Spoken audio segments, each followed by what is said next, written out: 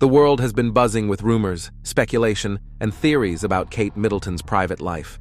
While everyone is confused, Pope Francis shocked the world while revealing the truth about the Princess of Wales that could change everything we thought we knew. Join us as we unveil what the leader of the church had told us about Kate Middleton. Pope Francis reveals the truth about Kate Middleton. At a Vatican audience, Pope Francis commented on several subjects before emphasizing Catherine. The Pope praised Catherine for her unwavering dedication to charitable causes and her efforts to promote social justice and mental health awareness. He described her as a beacon of hope and a true advocate for the vulnerable. The Pope's comments come amid ongoing scrutiny and gossip about Catherine's role in the royal family and her public image.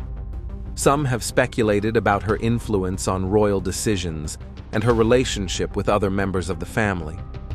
However, Pope Francis's remarks seem to paint a different picture, highlighting her genuine commitment to her causes and her positive impact on those she meets. In his address, the Pope emphasized that Catherine's work aligns closely with the values of compassion and service that are central to the Catholic faith. He noted her involvement in various charitable organizations and her support for initiatives aimed at improving mental health and well-being, praising her for using her platform to make a difference. This revelation from the Pope has provided a fresh perspective on Catherine's public and private life, offering a glimpse into the deeper, more personal aspects of her character. The praise from such a prominent figure is likely to enhance Catherine's standing both within the royal family and among the public. The Princess of Wales continues to navigate her responsibilities with grace and dedication, and this latest endorsement from Pope Francis adds a significant chapter to her ongoing story. Not long ago, Italian doctors who tended to Pope Francis flew to London to perform abdominal surgery on Kate Middleton. The abdominal surgery Kate Middleton underwent in January this year was reportedly performed by a team of Italian doctors who had once operated on Pope Francis. The Pope underwent laparotomy in July last year. The surgery involves opening up the abdomen. Recently, Prince William briefly spoke about how Kate Middleton is doing during his first royal outing after the Princess of Wales announced that she completed chemotherapy treatment. The Prince of Wales shared the insight with well-wishers while visiting Llanelli, Wales. "It's good news, but there is still a long way to go," Prince William said during a walkabout. Princess Kate was at the top of many people's minds when waiting at the gates of Swiss Valley Community Primary School, Prince William's first stop of the day. As he made his way out and met with members of the crowd gathered to see him, he thanked those who asked about his wife, telling one, "She is better, and thank you." May God's healing hands bring blessings, love, and light to the British royal family, especially to Princess Catherine of Wales as they fight to restore themselves to their full good health, with the help of their families and medical staff. Modern Nostradamus' prediction. The predictions of a modern-day Nostradamus, Athos Salome, are also gaining attention in light of recent revelations about Kate Middleton's health concerns. The Princess of Wales recently revealed she is battling cancer after initially undergoing surgery for what was believed to be a non-cancerous issue. It was thought that my condition was non-cancerous. The surgery was successful. However, tests after the operation found cancer had been present.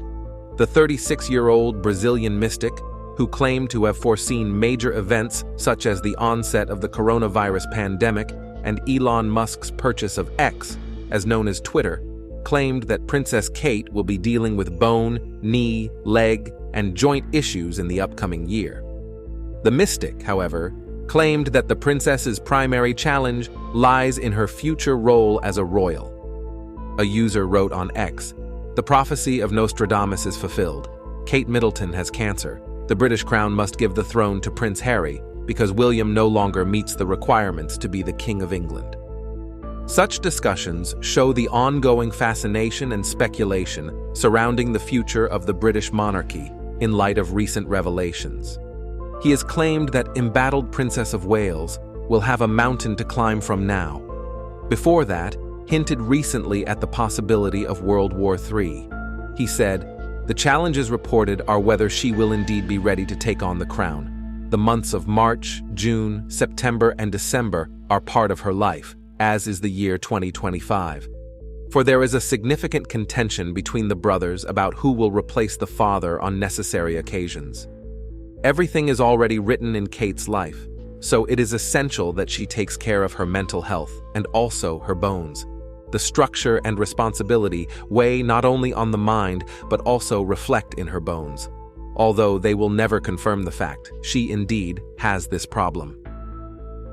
Salome's prognosis comes in light of the princess' botched photo shoot, which was later revealed to be heavily edited, prompting suspicions about her whereabouts after she had not been spotted since December following abdominal surgery.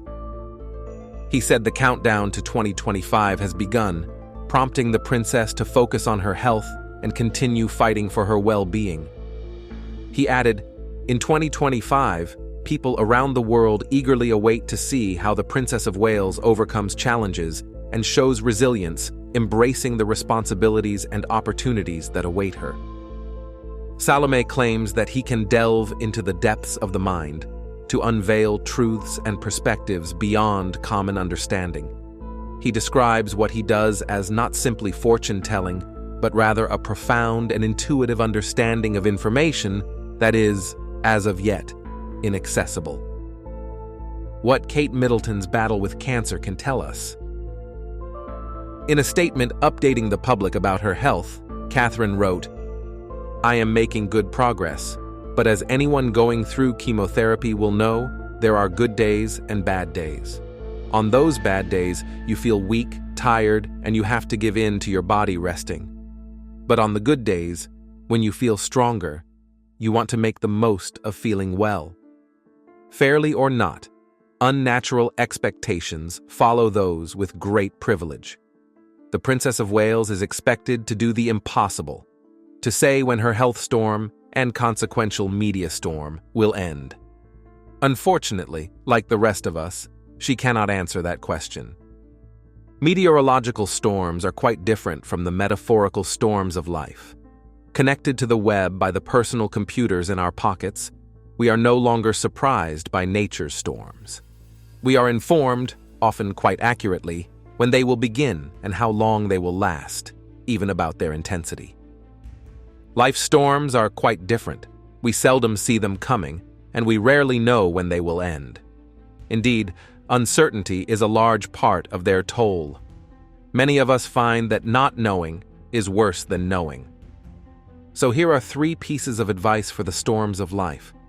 First, have a lifeguard, someone who can tell you what he or she sees. Whether meteorological or metaphorical, storms make it difficult to see what is happening. We need help with this.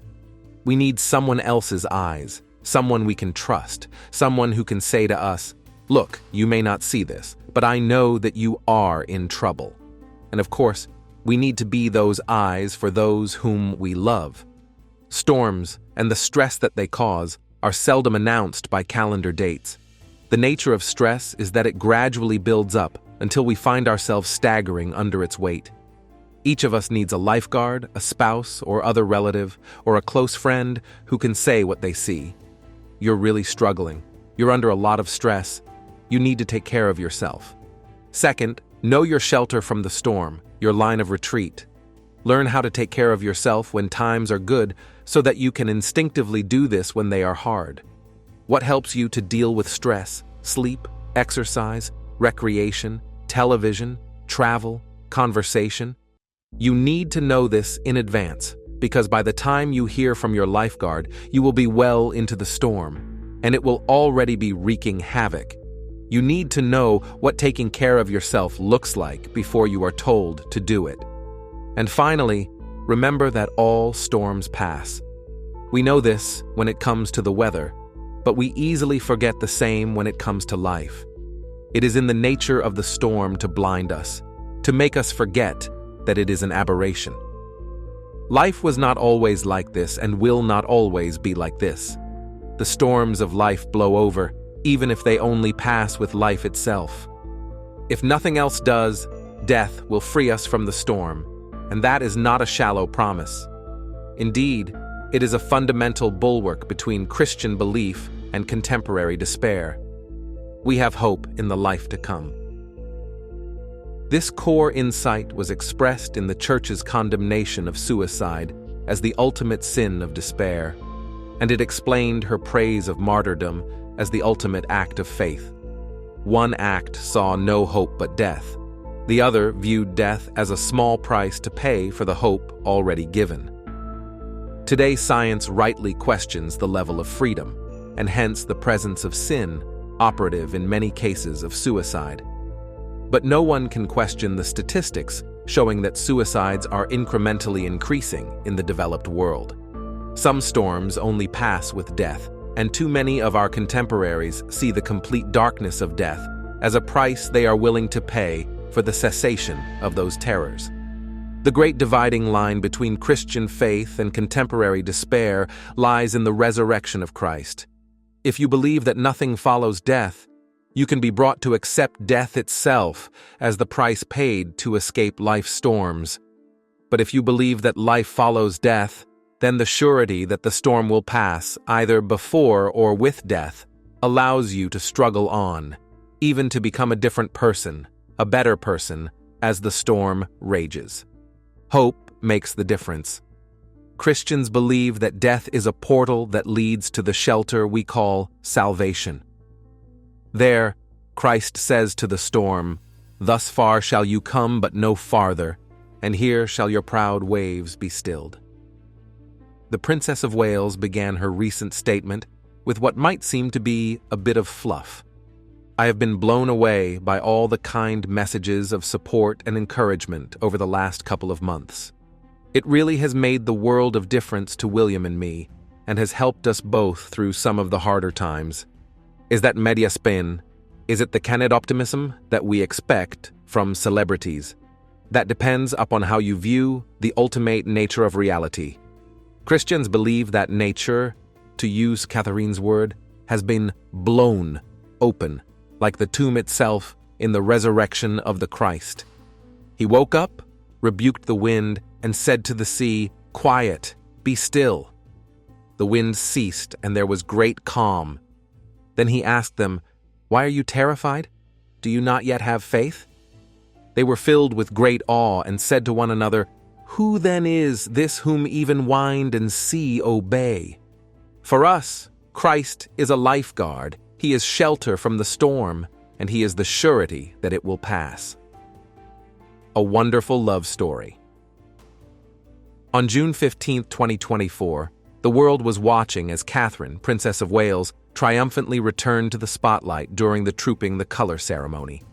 After months of speculation regarding her health and the announcement of her cancer diagnosis, a regal Catherine took to the balcony of Buckingham Palace with her husband, Prince William, and their children, Prince George, Princess Charlotte, and Prince Louis. As the crowd cheered, Catherine gave a grinning William a radiant smile, and a photo of the tender moment was published around the world. Prince William first met Kate Middleton in 2001, when they were both first-year students at the University of St. Andrews in Scotland. "I actually went bright red when I met you, and scuttled off feeling very shy," Catherine said to William in their first joint interview. The two art history majors, Prince William would later switch to geography, both sporty and rather shy, soon formed a tight friendship. "We did become very close friends from quite early on," Catherine recalled. They also had a lot of fun. "Kate's got a really naughty sense of humor, which kind of helps me because I've got a really dry sense of humor, so it was good fun," William said. In March 2002, the press, and reportedly Prince William, took notice of Catherine as she strutted down the catwalk as part of a charity fashion show. The British press has been keeping an eye on classmate Kate Middleton, 21, ever since she modeled in a see-through dress for a charity fashion show at St. Andrews. For their second year, the platonic friends, who had both dated other people, decided to share a flat with their fellow classmates Fergus Boyd and Olivia Bleasdale. The next year, they moved to Belgrove House, a charming cottage outside of Edinburgh. Catherine was occasionally mentioned as one of Prince William's gaggle of chums.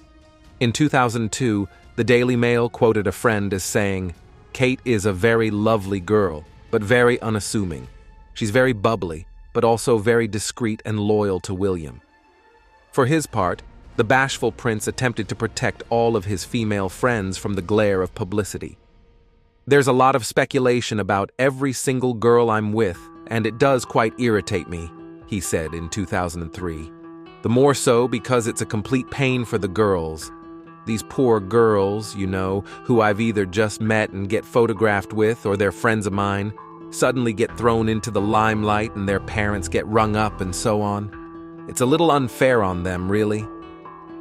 "Only the mad girls chase me, I think," he joked. "I've never been aware of anyone chasing me, but if they were, could they please leave their telephone number?" However, sometime in the fall of 2003, William and Catherine reportedly fell in love and became an item. As the rumor of a royal romance swept St. Andrews, the couple were discreet, never holding hands on campus and telling very few friends. But one night at a party, William's ex-girlfriend Carly Massey Birch called out the obvious during the drinking game, "Never have I ever." One friend recalled the incident in Vanity Fair royal correspondent Katie Nichols, "The making of a royal romance." When it was Carly's turn to play, she announced, "I've never dated two people in this room," knowing full well that William was the only one who had, because Kate was sitting next to him. He shot Carly a thunderous look and said under his breath, "I can't believe you just said that," before drinking his shot. Kate didn't speak to Carly much after that, but we were in shock. We knew they were together, but it was the first time William confirmed his and Kate's relationship in public. For William and Kate, living together at Belgrove House offered a secluded and romantic setting to fall in love. When it was warm enough, they would pack a picnic hamper and spend pleasant afternoons stretched out on a blanket, sharing a bottle of chilled white wine, Nichol writes, an occasional pheasant their only company. They also became partners in running a household, giving dinner parties. William immediately installed a champagne refrigerator, and decorating their little home. William and Catherine were now embracing their newfound independence, handling chores like shopping, cooking, and entertaining guests together, Robert Jobson writes in Catherine, the Princess of Wales. These salad days were idyllic, filled with romantic walks and quiet evenings together, shielded from the prying eyes of the press. Protected by a privacy deal brokered between the palace and press after the death of Princess Diana, they also did normal college kid stuff, drinking and watching football at college bars like Ma Bell's, attending apartment parties and dancing at festivals. In March 2004, Catherine joined William on a hunt in North Yorkshire, where they continued to protect their relationship. They were really so very careful, one friend recalled, per Jobson. Afterwards, when everyone else went for a meal, they disappeared. But this love bubble would be shattered the next month. At the end of March, Catherine joined Prince William, Prince Harry, and the then Prince Charles on a skiing holiday in Klosters, Switzerland. Long a favorite spot of the royal family, it was particularly beloved by Prince Charles, who had been visiting since the 1970s. Catherine had reportedly already hung out with the royal family at Highgrove and Sandringham House and frequented William's small cottage on the Balmoral estate. She was part of a large party of friends, which included Guy Pelly, Hugh Van Cutsem, and Katie James. Perhaps the palace thought there was safety in numbers and that the gaggle of royal photographers and paparazzi descending on Klosters would just see Catherine as one of the crowd. As critics noted, the usually careful William was openly close to Catherine on the slopes, helping her into a ski lift and looking very much besotted. On April 1st, 2004, The Sun published a 5-page spread of Kate and William on the Klosters slopes. The cover story, "Finally, Wills Gets a Girl," was picked up worldwide. In the accompanying article, The Sun claimed Kate was William's first serious girlfriend, and soon everyone was clamoring to know about the shy, pretty, unassuming girl who had captured the heart of the world's #1 bachelor. Prince William was reportedly furious at the intrusion. Since Princess Diana's death, the press had made good on their deal with the palace. Prince Harry and Prince William would be left alone to live their private lives as long as they were made available for regular official photo calls. But freelance photographer Jason Fraser, known for his long lens photos of Princess Diana and Dodi Al-Fayed in the last weeks before their death, had known the photos were too explosive to hide, and the Sun agreed. Clarence House immediately sprang into action. "We're very unhappy with the breach of the agreement and the use of the paparazzi pictures," Communications Secretary Patty Harverson stated. "I'm asking newspapers to continue to abide by the agreement. It is not our policy to discuss the nature of Prince William's relationships with his friends. There may be speculation about other women he is photographed with, and we are not going to get into a debate about the nature of his relationships." Interestingly, Clarence House did not deny the relationship, as royal representatives had done in the past. Even Catherine's father, Michael Middleton, played dumb regarding his daughter's love life. "They are together all the time because they are the best of pals, and yes, cameramen are going to get photos of them together," he said. "But there is nothing more to it than that. We are very amused at the thought of being in-laws to Prince William, but I don't think it's going to happen." During the summer of 2004, William embarked on a series of vacations with his buddies and was linked with other women. Catherine spent the summer working, modeling for the preppy country brand Really Wild Clothing, and leaning on her mother, Carol, for support. She also went to Paris with her friends, where the usually tight-lipped undergrad opened up. She had not told them about the trial separation, but from her downcast mood her friends guessed, and one evening, she confided to them that she and William were taking a break, Nichol writes.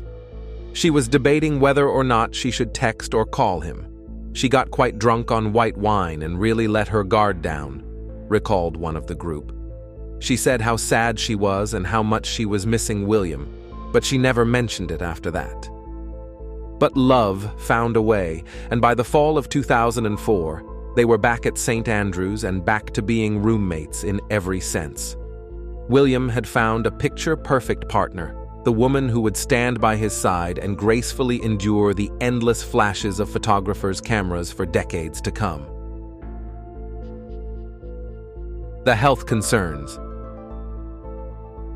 On January 17, 2024, Kate has a successful surgery.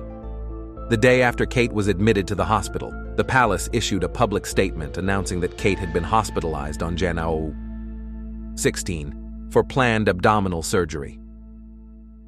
The palace said the surgery was successful and that Kate was expected to remain hospitalized for 10 to 14 days before returning to the family's home to recover. The palace did not provide further details on the type of surgery Kate underwent, but confirmed to ABC News that the princess's medical issue was non-cancerous. At the time, the palace noted that Kate would likely not resume her public duties until after Easter. The Princess of Wales appreciates the interest this statement will generate, the palace said. She hopes that the public will understand her desire to maintain as much normality for her children as possible, and her wish that her personal medical information remains private. The Princess of Wales wishes to apologize to all those concerned for the fact that she has to postpone her upcoming engagements, the statement continued. She looks forward to reinstating as many as possible, as soon as possible. The palace also said that William would temporarily postpone his engagements to help care for Kate and their kids as she recovered. A day after, on January 18th, William was photographed driving himself away from the London clinic, presumably after a private visit with Kate. On March 10th, 2024, Kate shares photo and message on Mother's Day. Kate marked Mother's Day in the UK by sharing a photo on X of herself smiling and surrounded by her 3 kids. The image was the first official photo of Kate the public had seen since December. "Thank you for your kind wishes and continued support over the last 2 months. Wishing everyone a happy Mother's Day," Kate wrote in the post, which was signed C, a nod to her full name, Catherine. Still on that day, some saying it may have been edited by the royals prior to its release. A day later, on March 11, 2024, Kate acknowledged in a public apology that her Mother's Day photo was edited and apologized for any confusion those alterations caused. "Like many amateur photographers, I do occasionally experiment with editing," she said in a statement on X. "I wanted to express my apologies for any confusion the family photograph we shared yesterday caused. I hope everyone celebrating had a very happy Mother's Day." Kate again signed her message C. Kensington Palace said it would not be reissuing the original unedited photograph of Kate and her children. Later on, March 11th, Kate was photographed sitting next to William in a chauffeured car. William attended 2 public engagements that day, a Commonwealth Day service and an Earthshot Prize event, and did not comment on Kate or the photo controversy. On March 22, 2024, Kate publicly reveals cancer diagnosis. Kate shared in a video statement that after undergoing abdominal surgery, tests showed cancer had been present. "In January, I underwent major abdominal surgery in London, and at the time, it was thought that my condition was non-cancerous. The surgery was successful," Kate said. "However, tests after the operation found cancer had been present. My medical team therefore advised that I should undergo a course of preventative chemotherapy, and I am now in the early stages of that treatment."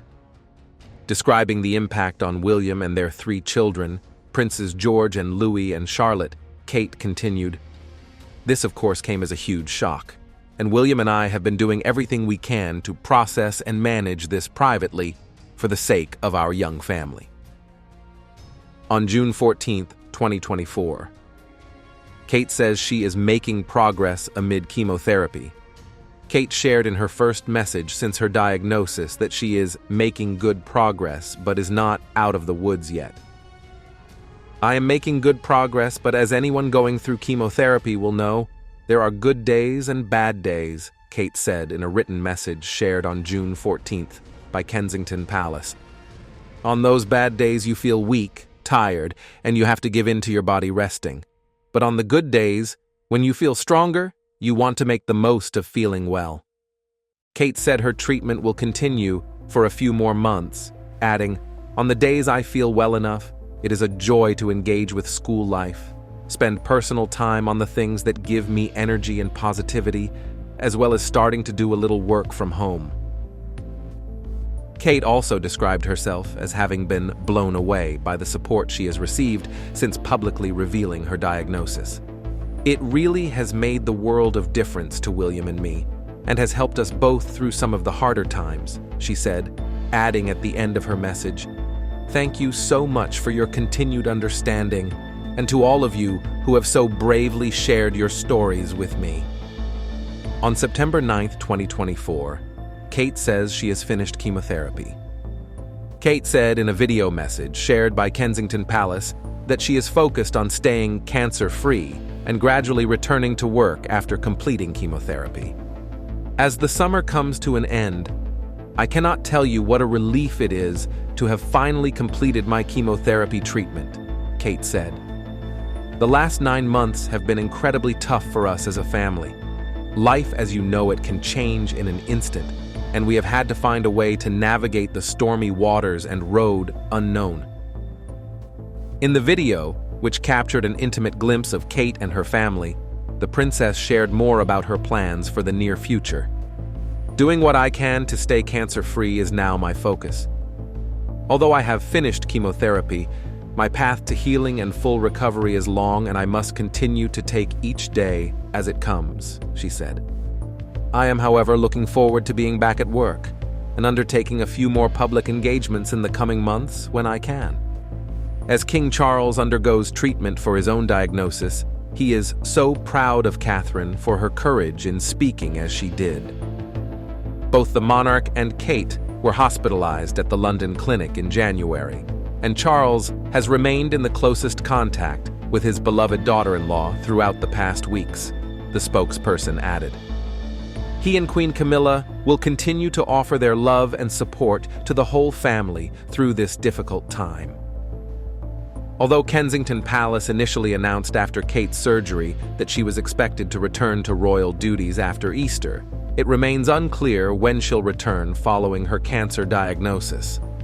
According to a palace spokesperson, the princess will make her official return based on advice from her doctors as she undergoes chemotherapy. The princess will return to official duties when she is cleared to do so by her medical team. She is in good spirits and is focused on making a full recovery. While she still had not returned to royal duties, Kate did step out in May 2024 to run errands solo and was seen out with her family. However, she continues to not return to work until she is given the all clear by her medical team.